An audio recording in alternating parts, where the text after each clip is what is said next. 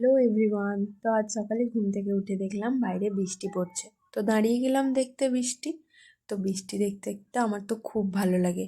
আর তোমাদের? আর বৃষ্টি দেখার সঙ্গে সঙ্গে কিছু মজাদার মশলাদার খাবারও খেতে ভালো লাগে। সেরকম আজ আমার চিকেন খেতে ইচ্ছে করছিল, তাই আমি চিকেন রান্না করব। তো এমন চিকেন ম্যারিনেট করে রেখে দিয়েছি, দিয়ে এবার কাটাকাটি করে নিচ্ছি। দেখতে পাচ্ছ আমি কেমন ম্যাজিক করে কাটাকাটি করে নিচ্ছি। তো তোমরা যদি এই ম্যাজিক শিখতে চাও তাহলে আমার সাথে কিন্তু যোগাযোগ করো। তো আমি এদিকে মশলাটাও তৈরি করে নিচ্ছি।